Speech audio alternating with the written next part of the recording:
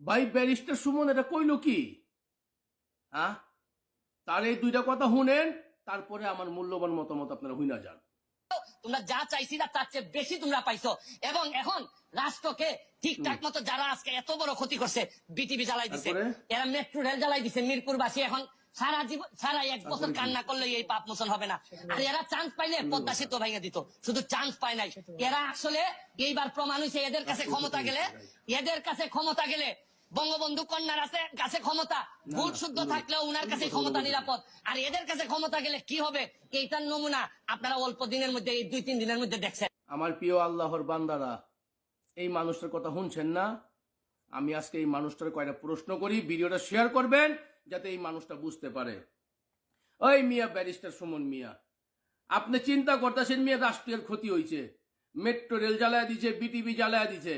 আরে বাবা, যেগুলা ক্ষয়ক্ষতি